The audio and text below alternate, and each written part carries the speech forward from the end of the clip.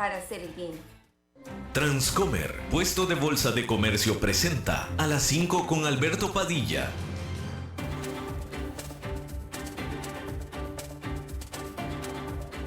Inicia A las 5 con Alberto Padilla. Un programa diseñado con el objetivo de llevarte diariamente un tema de actualidad, acompañado siempre de reconocidos editorialistas. De lunes a viernes a las 5 de la tarde por CRC 89.1 Radio. A las 5 con Alberto Padilla.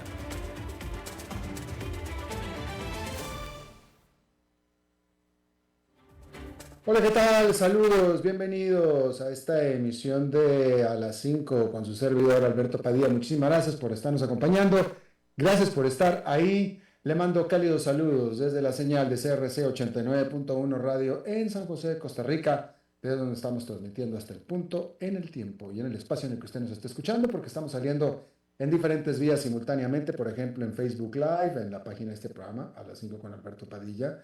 Estamos disponibles en el canal de YouTube de este programa. Estamos en podcast en las principales plataformas para ello: Spotify, Apple Podcasts, Google Podcasts y otras 5 importantes más. En Costa Rica, este programa, que sale en vivo a las 5 de la tarde, en este momento, se repite todos los días a las 10 de la noche aquí en CRC 89.1 Radio.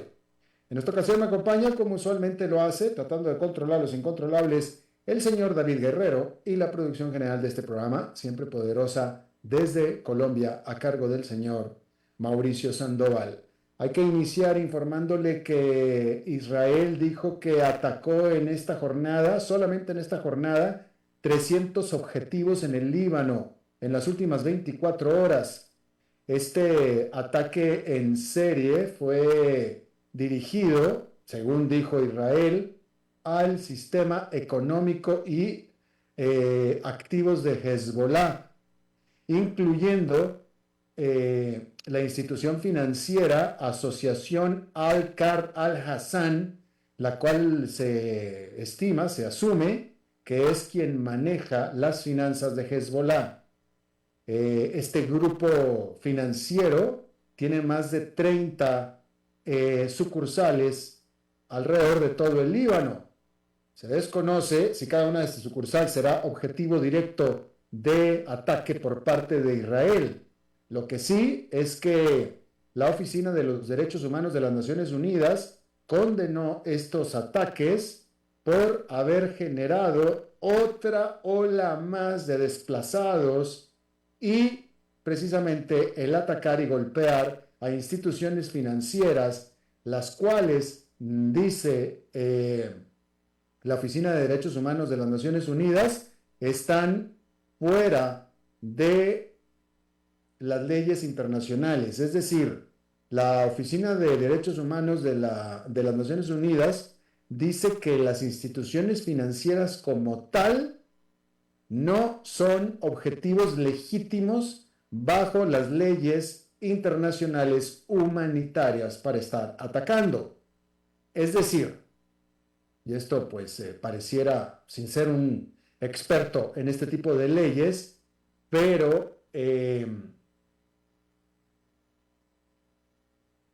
para todo fin práctico están atacando con armas un objetivo que está desarmado, una sucursal, una oficina, vaya, déjame se lo pongo un poco más atrás. En el caso de Gaza y de Hamas, si Hamas, como lo hace, pone lanzacohetes en la azotea de un edificio de departamentos familiares, esa azotea, ese edificio, se convierte en un objetivo legítimo de ataque, de guerra. Es decir, si es que este edificio o desde este edificio se están lanzando efectivamente cohetes, ¿sí? Entonces, en el momento en el que se están lanzando cohetes desde esta azotea de este edificio de departamentos,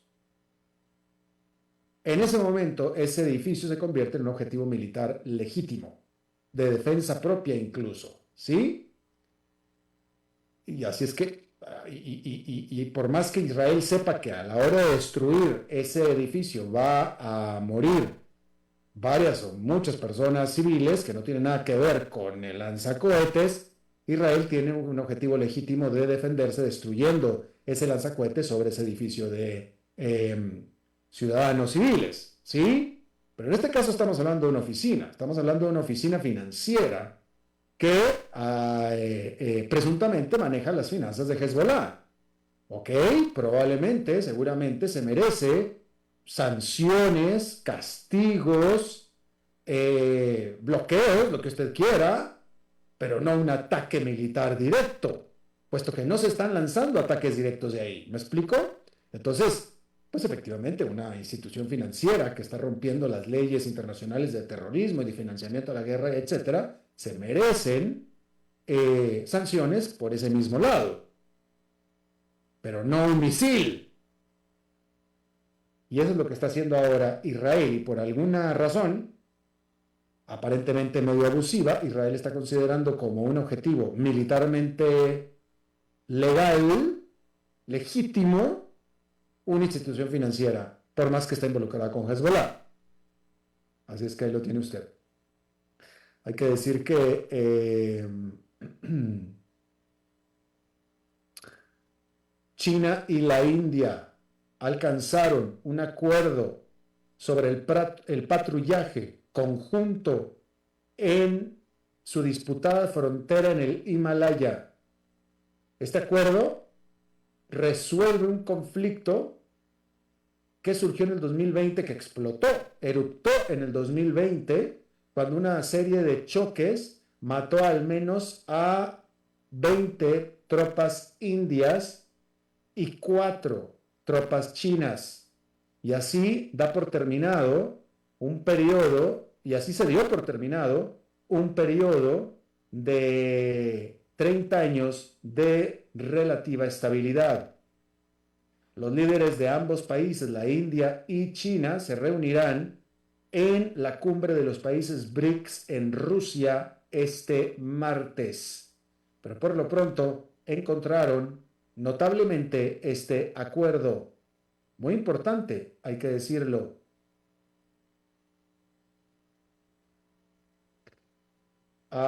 Mencionarle que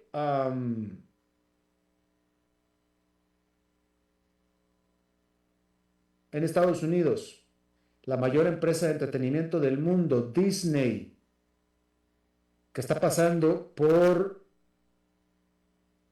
una crisis ejecutiva o gerencial, literalmente, derivado de los no muy buenos resultados financieros, por supuesto, nombró a James Gorman, quien fuera el jefe del banco de inversión Morgan Stanley, como su presidente, como su jefe de consejo, a James Gorman. Este personaje, James Gorman, nombrará al próximo presidente ejecutivo de la empresa en el 2026. Básicamente lo están trayendo para que encuentre, identifique y designe a un presidente ejecutivo de esta empresa, que es la mayor empresa de entretenimiento del mundo. Los inversionistas de Disney están esperando que este movimiento dé por terminado el drama sucesorio ya de larga data en Disney, que comenzó ya hace mucho tiempo y en el que el actual presidente ejecutivo Bob Iger tuvo que regresar al puesto donde ya se había ido él ya se había retirado después de muchos años de ser presidente ejecutivo, estuvo otros años fuera de la empresa. Esta empresa entró en fuertes problemas y volvieron a traerlo a Bob Iger en el 2022. Hay que decir que con Iger se ha mejorado algo la situación, pero no del todo, específicamente porque en la última reunión de accionistas general, reunión general de accionistas, se presentó ante una disputa con un inversionista conocido y temido, inversionista activista, Nelson Peltz, quien por medio y a punta de comprar acciones de la empresa se ha vuelto tan poderoso que pudiera generar inestabilidad con sus demandas de un cambio ejecutivo, que eso es lo que está haciendo. Y bueno, esta es la manera en la que está respondiendo Disney.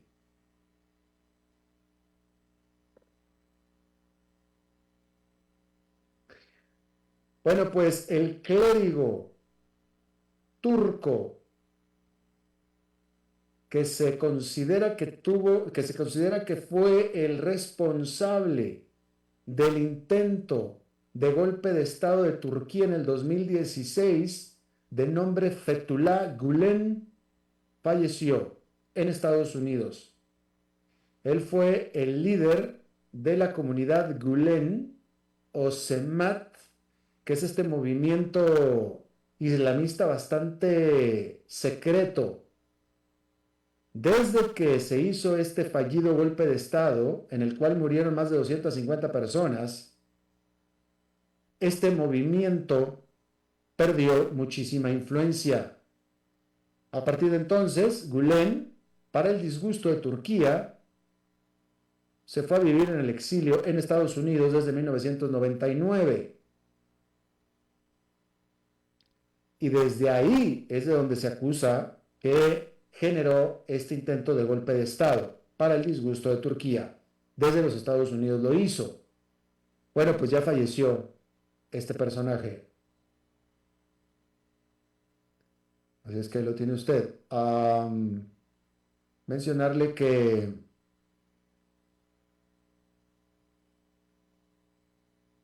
bien, déjame mencionarle que en los últimos días hay un consenso, hablando de las elecciones y del proceso electoral de los Estados Unidos. En los últimos días ha habido un consenso literal, de propios y extraños, un consenso en todo el sentido, en toda la extensión de la palabra, de que Donald Trump ha estado otra vez y de nuevo decididamente, marcadamente por encima en las encuestas de las preferencias para las elecciones que van a ser ya en solamente 2 semanas. Hay que decir que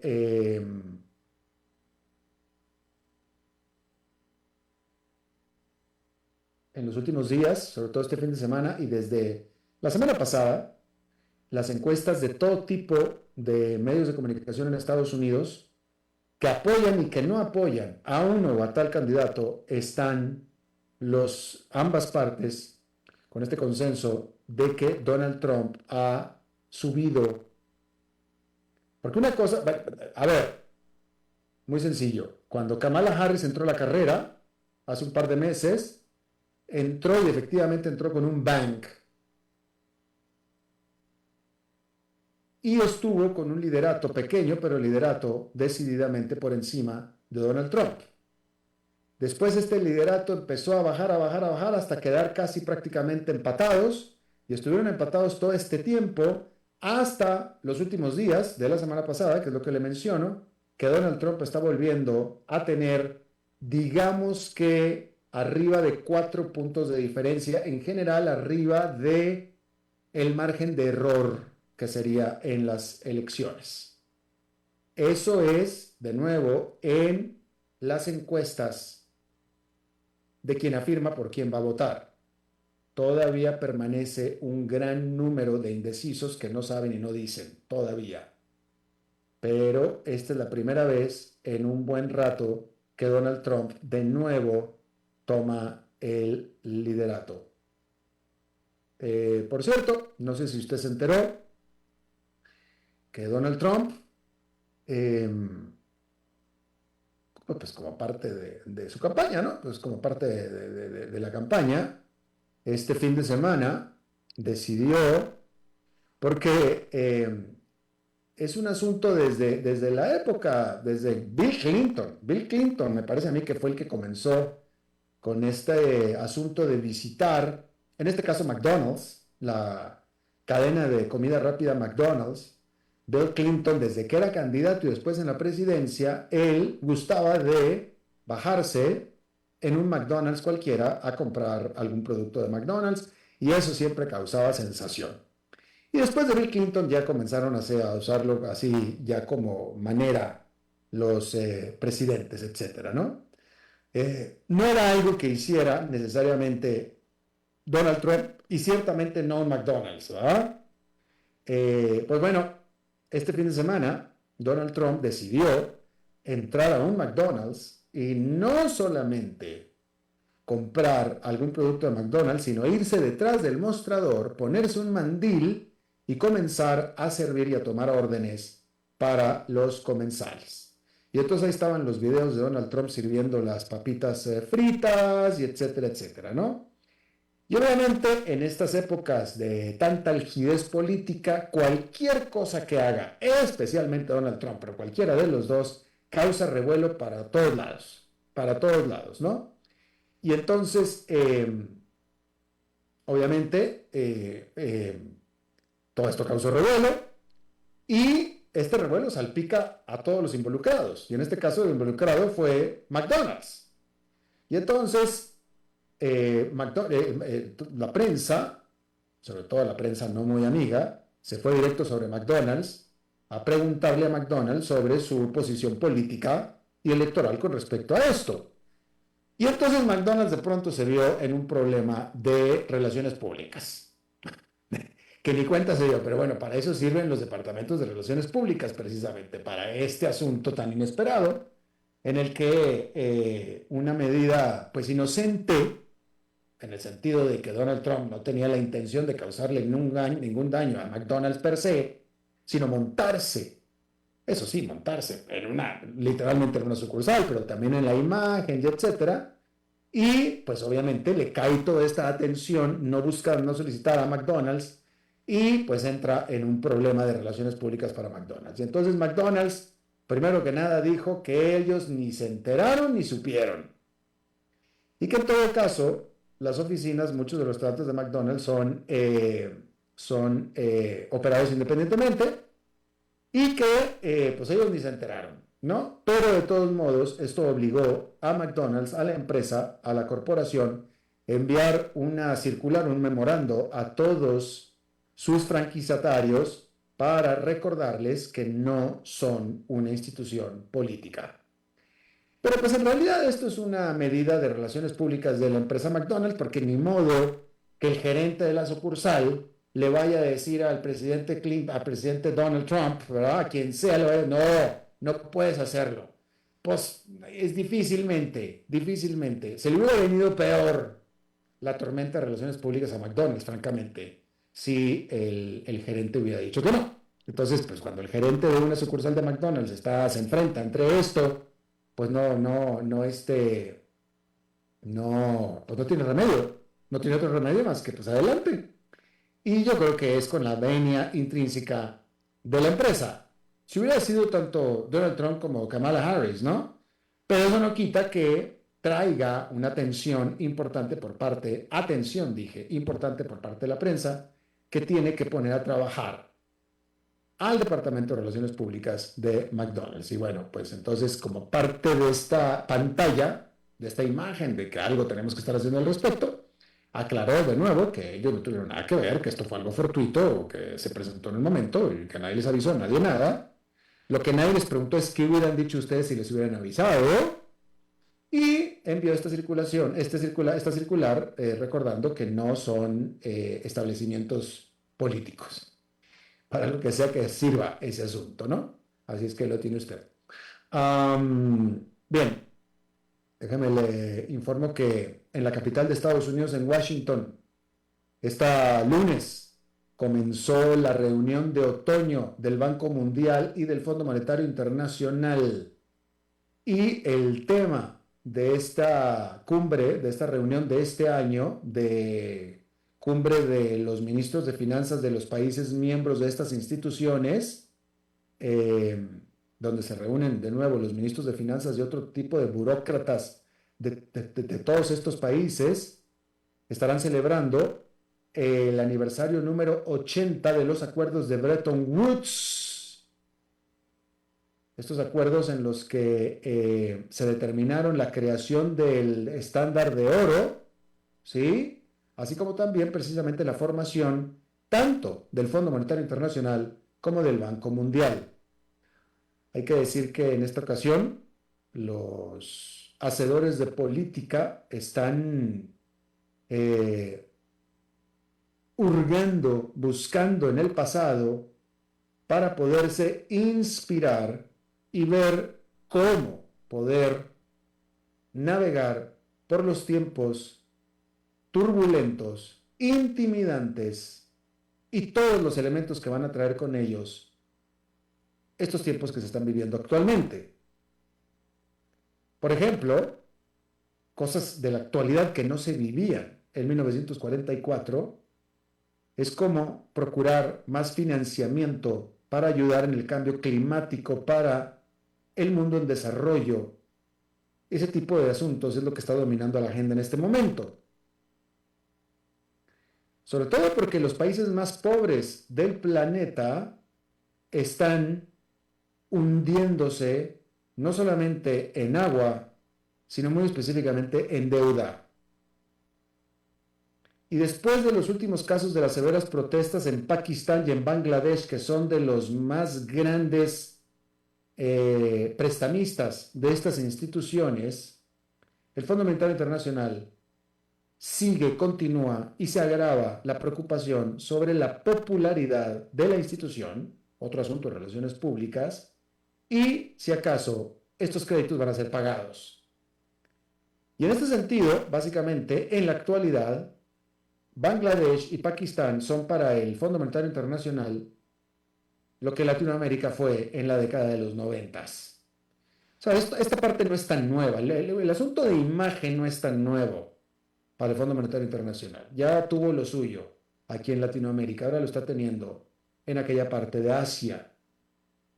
Y de nuevo, ninguno de estos elementos estaba en la mira, en la mesa, en el pensamiento, ni en las perspectivas de los arquitectos que consideraron los acuerdos de Bretton en 1944.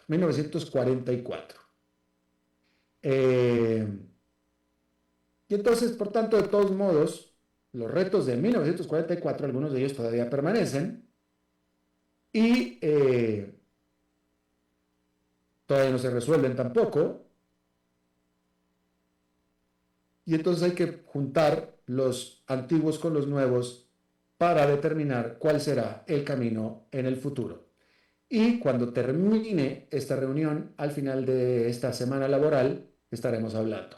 Lo mismo en otra reunión que está sucediendo, también en el continente americano, pero en Sudamérica, concretamente en la ciudad de Cali, está ya realizándose el famoso COP16. Ahí, el presidente anfitrión, Gustavo Petro, de Colombia, dijo que necesitamos expandir la vida, no reducirla. Lo dijo en el discurso inaugural del COP16, que es esta cumbre climática de las Naciones Unidas.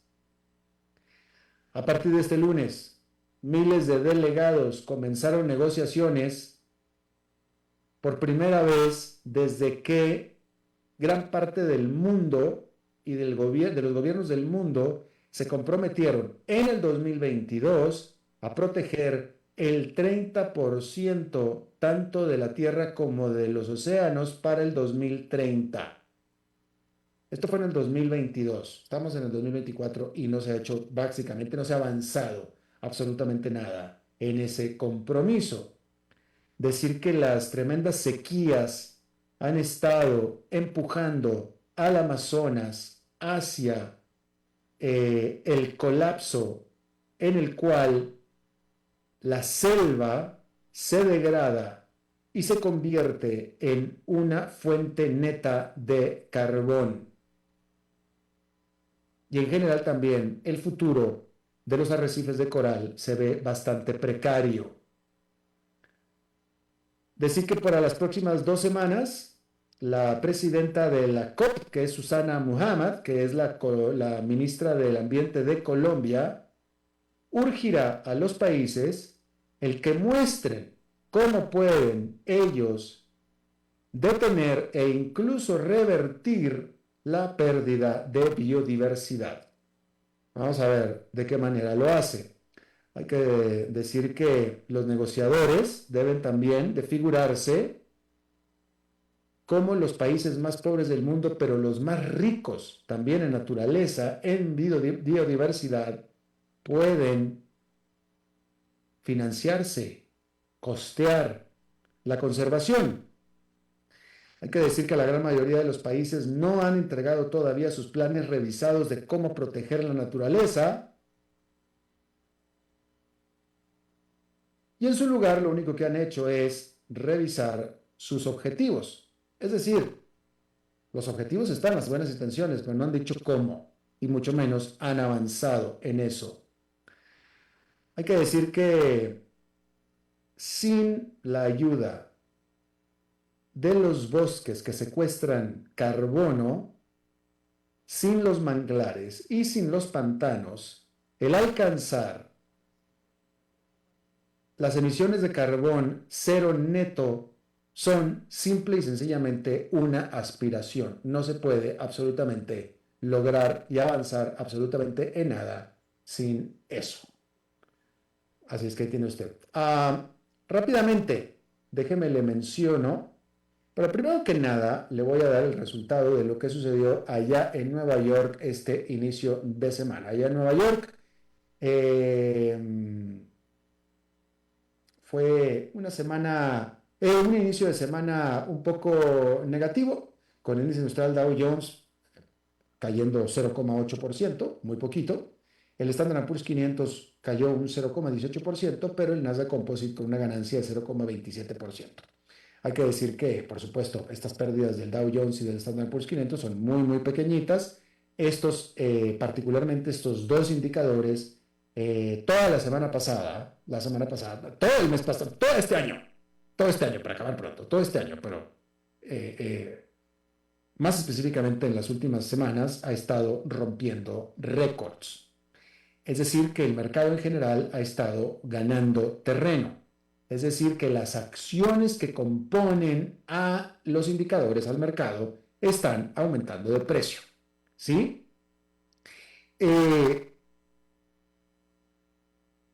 Dentro del mercado, por ejemplo, el Standard & Poor's 500, el indicador Standard & Poor's 500 son 500 empresas, son 500 por 500 empresas. El Dow Jones son solamente 30, pero el Standard & Poor's 500 son 500, ¿sí? Obviamente no todas, este es un indicador nada más general. Dentro de este indicador, de las 500, últimamente han sido las tecnológicas las que más han ganado, los del sector tecnológico los que han ganado de precio, y concretamente las que están relacionadas con inteligencia artificial, como yo le he estado aquí indicando. Todo esto se lo platico porque esta ganancia ha hecho, por ejemplo, que las acciones de NVIDIA,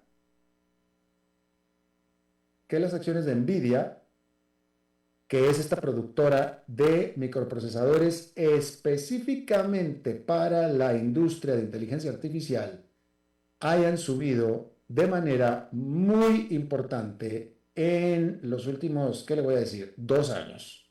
¿Sí? Entonces, en este día, por ejemplo, en este día en el que el mercado fue perdedor, ligeramente como se lo mostré, en este día nada más, las acciones de NVIDIA subieron 4%. ¿Sí? 4%. ¿Ok?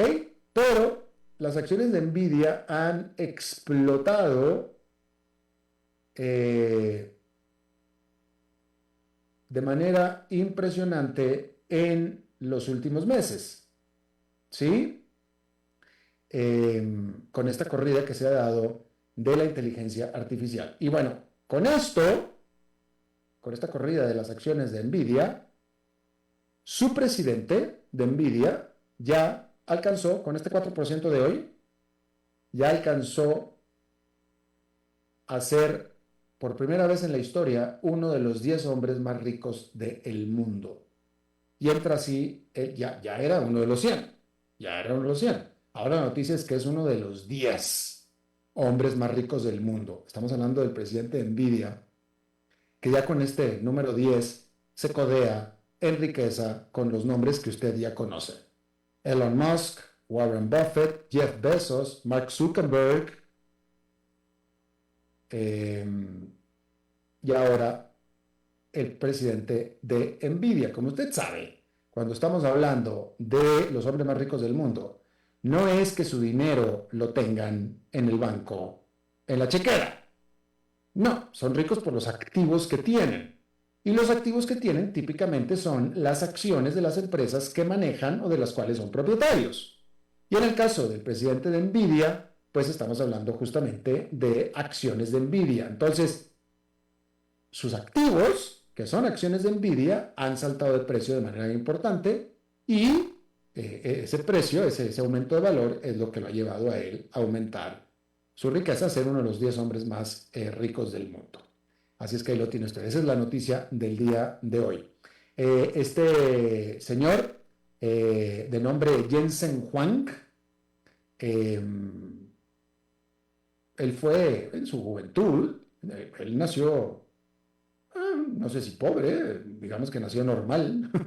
Él fue en su juventud, sus primeros trabajos, él era mesero de cafetería, ¿sí? Alguien trabajador, de mesero de cafetería, y hoy, que tiene 50 años, 55, no más que eso, es el presidente de Nvidia y uno de los 10 hombres más ricos del mundo. Y esto es lo que, para terminar con este comentario nada más, y reiterar lo que yo aquí le he dicho muchas veces, ¿no? La importancia no de ahorrar, no de ahorrar, la importancia de invertir, la importancia de invertir, ¿sí? Si este señor, claro, en el caso de él, mucho de su compensación de lo que le pagan en acciones de Nvidia, y entonces pues él le pagan en acciones y estas acciones no las ejecuta, él las guarda, las tiene guardadas, y estas han subido de valor y por eso lo hacen a él uno de los hombres más ricos del mundo. Pero eh, como yo lo he dicho muchas veces, es muy importante ahorrar, es tremendamente importante ahorrar. Usted tiene que tener un ahorro, tiene que tener un colchón, ¿sí? Pero ese colchón tiene que hacerlo producir. Y la única manera de hacerlo producir es invirtiéndolo en algo que se valore, que gane valor.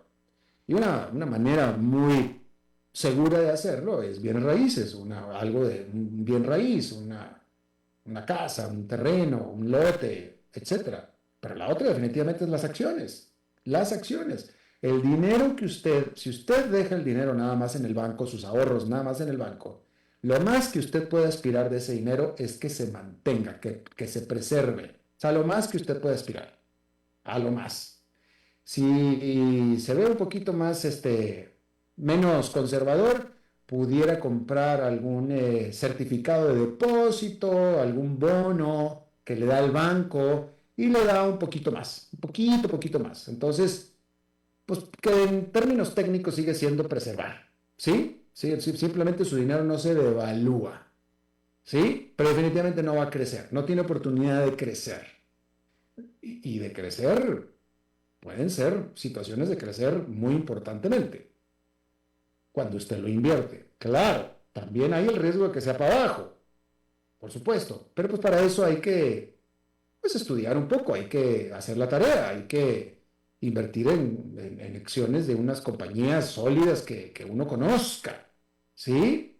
Igual que si usted va a comprar un bien raíz, un terreno, un lote, pues usted no va a comprar un lote en el medio del desierto. Si usted compra un lote en el medio del desierto, pues ese lote seguramente no se va a evaluar mucho en mucho tiempo. Si usted compra un lote en una zona de mucha plusvalía, de mucha perspectiva, pues entonces sí. Bueno, es lo mismo con las acciones, igual, ¿sí? Pero es muy, muy importante que usted ponga a trabajar, literalmente a trabajar, ese dinero que usted está ahorrando, que ahorre. Y así su dinero está trabajando y usted sigue trabajando y las dos cosas siguen trabajando. Y esa es la manera más segura, la única. Bueno, la otra es seguir trabajando mucho, pero vaya, usted no se va a hacer rico sin trabajar, ¿eh? Digo, tiene que trabajar, pero tiene que poner a trabajar su dinero también. Y se puede y se hace. Este señor no es una excepción. Este señor, el presidente de Nvidia, no es una excepción. El que invierte en acciones de bolsa y en instrumentos razonablemente seguros, con buen rendimiento, acumula riqueza definitivamente. De otra manera es imposible. Bueno, ahí lo tiene usted. Un ejemplito más, nada más. Vamos a hacer una pausa y regresamos con nuestra entrevista de hoy.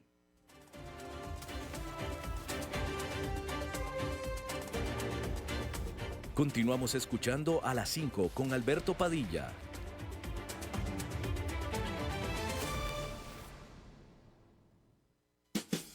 Para llegar pronto al trabajo, sea inteligente, porque si pasamos uno a la vez, el tránsito no se detendrá. Por eso, sea cortés, uno a la vez. Un mensaje de esta emisora asociada de Canara. Transcomer presenta Finanzas en Acción, lo que tiene que saber sobre su plan de inversión. 3 consejos para que logres comenzar a ahorrar e invertir con todo éxito. Número 1, elimina esos prejuicios contra el dinero, que seguramente tenés desde la niñez. Que el dinero es malo, que mejor pobre, pero honrado. Ese rico, ¿de dónde habrá sacado su fortuna? Tenemos que resetear nuestra relación con el dinero y más bien hacerlo un gran amigo de nuestra senda de vida. Número 2, paciencia más persistencia. Es la receta que le da el éxito a los grandes inversionistas. Paciencia, porque la gestión patrimonial no la vas a lograr de la noche a la mañana. Persistencia, para que te mantengas en la estrategia financiera que ya has decidido y has iniciado. Y número 3, tienes que conocer tu perfil de riesgo. Así sabrás cuánto riesgo quieres asumir en tus ahorros e inversiones. Y esa clave te servirá a la hora de elegir los productos con los que vas a ahorrar y vas a invertir. Ingrese a transcomer.com y conozca la mejor forma de invertir su dinero en bienes raíces. Transcomer, puesto de bolsa de comercio. Construyamos juntos su futuro. Somos expertos en eso. 2253-6085. Transcomer presenta Visionarios. Mi nombre es Richard Palacios, tengo 30 años. Desde el primer momento la persona encargada de Transcomer que me contactó fue muy transparente con toda la información. Me dijo cuánto iba a ganar desde el día 1 y gracias a eso hemos podido comprar un carro o comprar una casa de contado básicamente. Transcomer, desde 2003 hasta que lo logres.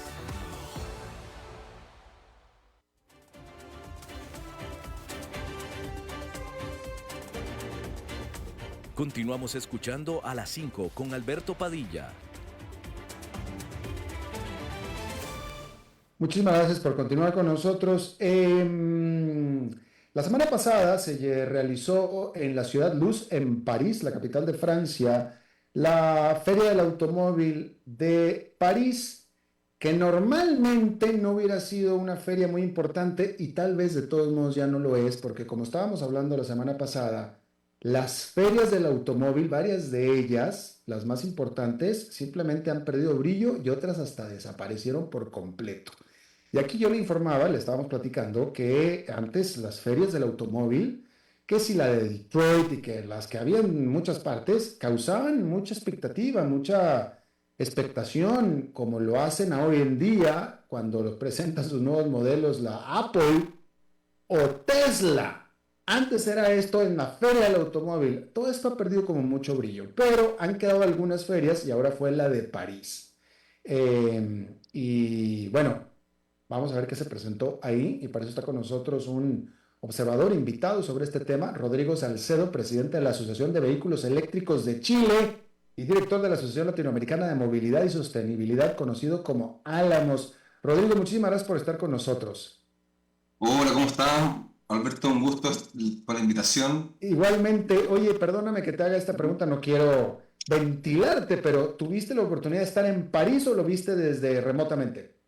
Tuve la oportunidad de verlo remotamente y de participar en un par de reuniones de forma online. Qué Pues interesante. Esa semana también me tocó estar en el Congreso de Sostenibilidad de Álamos, ahí en Costa Rica, San José. Ah, mira tú. Oye, bueno, entonces, pero dinos una cosa, Rodrigo, porque yo estaba leyendo que al principio yo leí un par de reseñas nada más. Al principio que no se tenía muchas expectativas sobre esta feria del automóvil de París y después leí, pero esta es pregunta, a ver si tú estás de acuerdo con esto, si es consenso, de que sorprendieron las presentaciones que hicieron las automotrices europeas de sus nuevos modelos eléctricos destinados justamente al mercado Ground Zero de China. Sí, totalmente. Fue un salón en el cual se lanzaron varios modelos eléctricos, con mucho enfoque a este vehículo moderno, con mucho foco a este carro sustentable, no solamente en el tema de ser 100% eléctrico, sino en temas de materiales, de residuos. Se está trabajando bastante, de hecho, la Unión Europea, específicamente Francia, ve mucho este tema del reciclaje de las baterías. Entonces también fue un tema puesto en este salón de qué es lo que pasa con la segunda vida y el reciclaje de las baterías. Tuvo una popularidad bastante alta, pero muy bien, como usted comenta, hoy en día estamos enfrentándonos a lanzamientos de tecnología, por lo cual pasa de que hay un Tesla, hay un Apple, hay un BYD y otras empresas más que muchos de estos lanzamientos no lo hacen solamente en estas ferias, como era en el mundo tradicional, sino hacen lanzamientos de forma directa.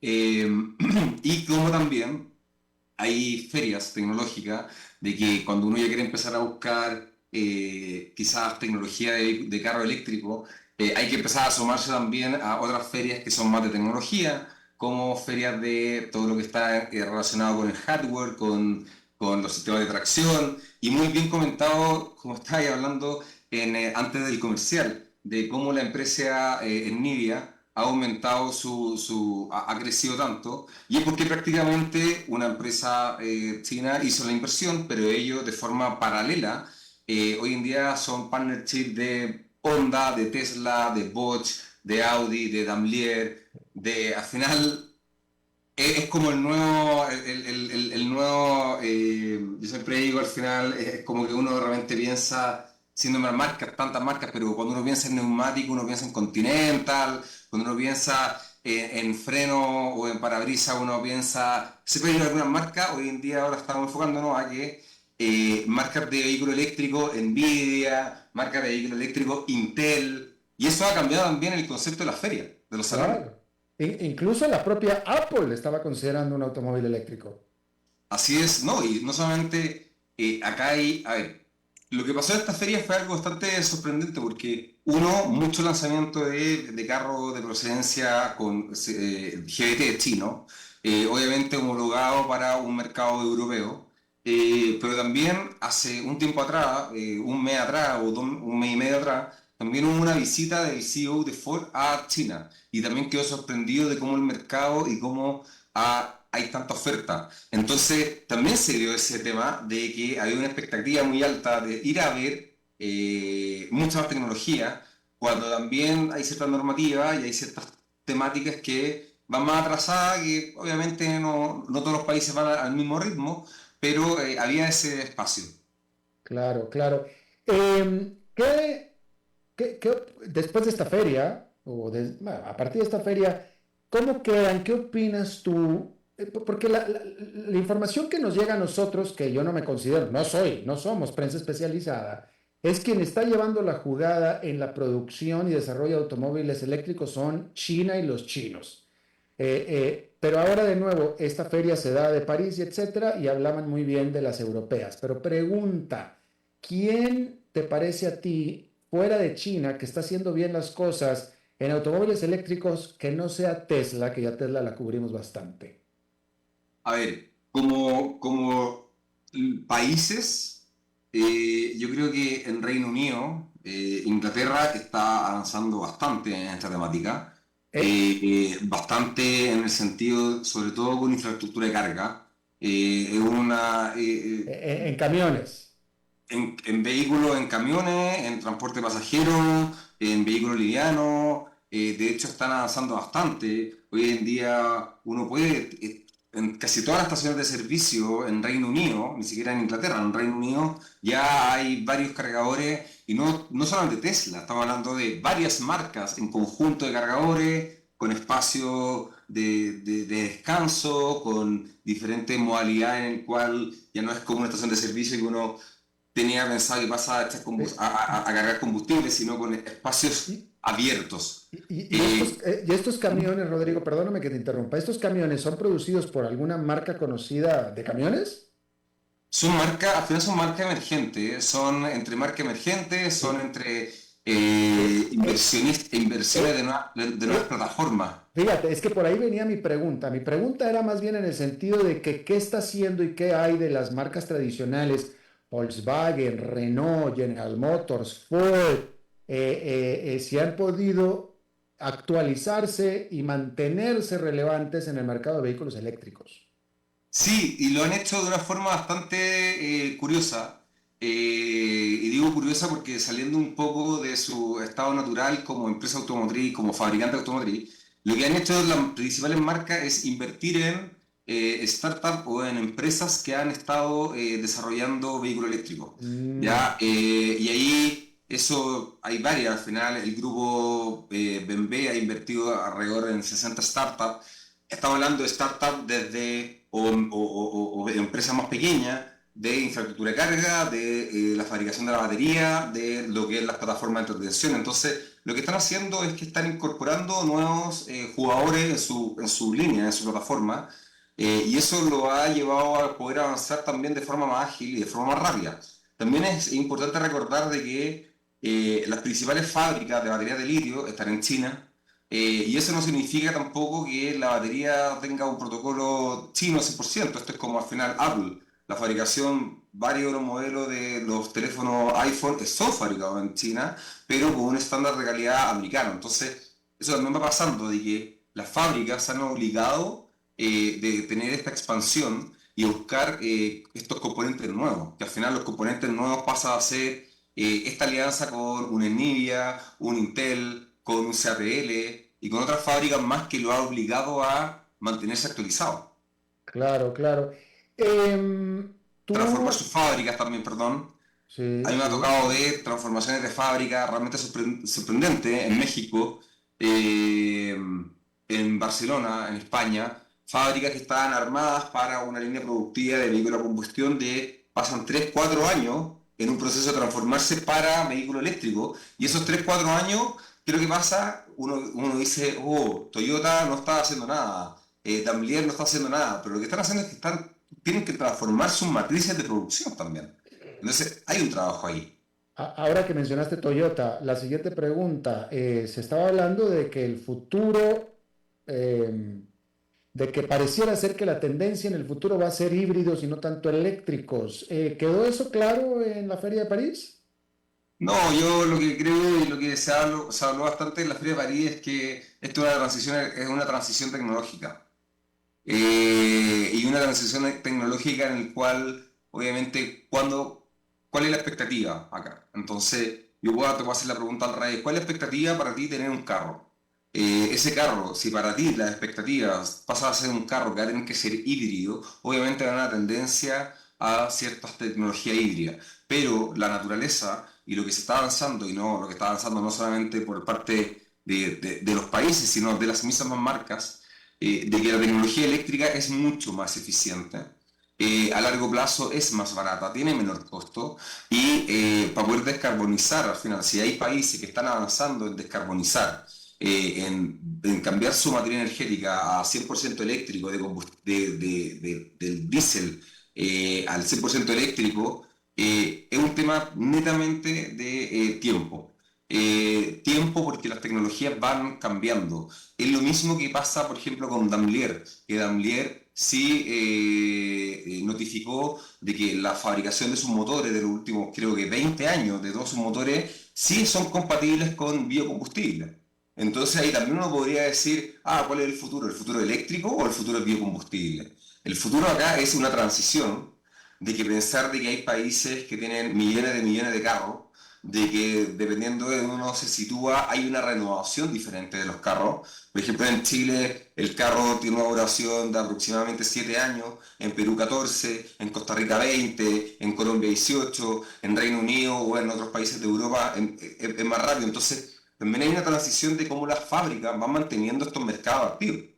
Hay que considerar de que no todos los países están avanzando a la misma velocidad con infraestructura de carga. Entonces, que se piense que cierta marca o cierta época va a ser híbrido, es lo correcto, porque al final hay necesidades que se deben de cumplir. Pero también hay que ver lo concreto de cómo está apareciendo cada vez más carreras de vehículos que ya son eléctricos, que la población de camiones en 4 años se disparó. Al final, hace 4 años atrás no existía un modelo de camión. Hoy en día, solamente en Chile ya tenemos alrededor de 10 tipos de modelos de camiones diferentes. En Costa Rica también me tocó ver modelos de camiones diferentes. En Reino Unido, ver camiones y buses es parte de la imagen ya natural. Entonces, hay pequeños pasos que hay que ir avanzando, y también, obviamente, todas estas son marcas que manejan gran parte del mercado, por lo cual intentan hacer cierta presión. Pero yo puedo hacer la pregunta, te puedo hacer una pregunta al final: la calefacción. Hoy en día, ¿alguien se imagina que la calefacción es a leña, a madera? Y quizás hace 20 años atrás la gente hubiera respondido, bueno, quizás voy a tener la calefacción a benzina, parafina y quizás de leña, así y cuando ya la leña hoy en día no existe la calefacción. Estamos hablando de gas, estamos hablando de eléctrico, entonces son transiciones. ¿Cuál dirías tú que fue la revelación de la Feria de París? ¿Quién se robó la feria? Y bueno, yo creo que, a ver, yo en esto intento ser bastante parejo, y creo que cada cultura, cada país tiene sus revelaciones. El mercado francés reveló, al final es sabido que el mercado automotriz francés es diferente, tiene un gusto, los americanos también. Al final uno ve las camionetas americanas grandes, todo lo que es el mercado chino, sorprendente cómo esta expansión. Yo creo que cada mercado se robó cierta mirada, ¿ya? Yo creo que acá lo interesante que pasó fue de que el público se dio cuenta que hoy en día hay un modelo para cada persona, y que cada vez es más cercano a esa realidad. Yo creo que más allá, porque al final uno se sorprende cada vez que ve un Tesla, cada vez que ve un Hyundai, un Kia. Uno ya no se sorprende solamente con el Kia eléctrico, uno ya se sorprende con el Kia eléctrico, que además es autónomo. Entonces, hubo mucha sorpresa con este tema de los vehículos autónomos, de los vehículos conectados, del transporte de carga, al final, de romper ciertos mitos de que el camión no existe. Y también hubo mucha sorpresa de modelos tradicionales convertidos a eléctrico. De no solamente este carro futurista, sino de empresas que tienen estos modelos tradicionales que lo han convertido a eléctrico. Y yo creo que eso, por ejemplo, a nivel europeo, fue algo totalmente que cambió la perspectiva de mucha gente que no quiere el auto futurista, pero sí quiere el auto eléctrico. Y se encontró con un modelo clásico, ya transformado a eléctrico, obviamente con las mejoras tecnológicas correspondientes, pero ya con esta necesidad de tener un auto más normal, más accesible. Claro. ¿Quién en este momento, dirías tú, hablando de empresas, si quieres de país, pero de empresas, está llevando la delantera en tecnología eléctrica? Porque, por ejemplo, sabemos que China está llevando la delantera en ventas, en desarrollo, es donde más se están vendiendo y etcétera. Pero en términos tecnológicos, ¿quién está produciendo, diseñando, sacando los mejores y más revolucionarios automóviles eléctricos en el mundo? Ya, a ver, en temas tecnológicos, hablando sin desmerecer ninguna marca, yo creo que Mercedes-Benz está sacando tecnología de punta. Tecnología de punta más allá del motor, más allá de la batería, porque al final la batería es de una SATL, de una fabricación de una empresa china, pero está sacando tecnología de punta en todo lo que es la seguridad, en todo lo que son los sensores, en todo lo que es el monitoreo. Volkswagen también, Volkswagen está avanzando en tecnología de punta, está avanzando en vehículos cada vez más conectados, cada vez más seguros, y además vehículos totalmente accesibles, por ejemplo el mismo Golf eléctrico. Ya no es solamente tecnología de punta, todo lo que estamos hablando en tracción de 4x4, la Ford ha avanzado bastante en eso. BYD en todos los segmentos ha sorprendido, en el carro 4, en el pickup 4x4,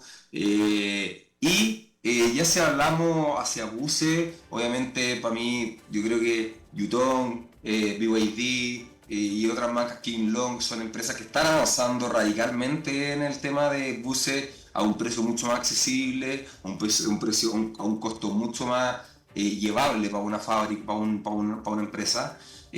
Por lo cual yo creo que vamos ahí al final el Daimler como grupo, Volkswagen, están tecnológicamente, están sorprendiendo con lo que están haciendo en tecnología en el carro. La tecnología de Tesla, todos la conocemos, una tecnología mucho más accesible, también una tecnología que es más masiva, que esa es la diferencia. Y BYD ha avanzado en todos los segmentos de forma súper sorprendente.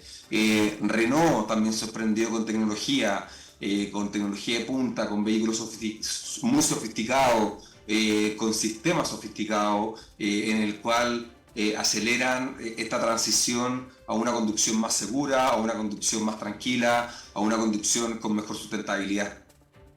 Ya. Bueno, pues Rodrigo Salcedo, presidente de la Asociación de Vehículos Eléctricos de Chile, te agradezco muchísimo tu buena disposición a charlar con nosotros esta tarde. Muchas gracias, Alberto, por la invitación y bueno, cuando quiera, feliz de participar. Gracias, muy amable. Y bueno, eso es todo lo que tenemos por esta emisión de A las 5 con su servidor Alberto Padilla. Muchísimas gracias por habernos acompañado. Espero que termine su día en buena nota, en buen tono, y nosotros nos reencontramos en 23 horas. Que la pase muy bien.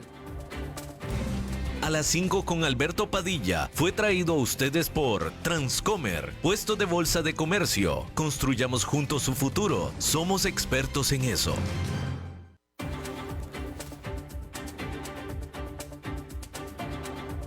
Concluye A las 5 con Alberto Padilla. Un programa diseñado con el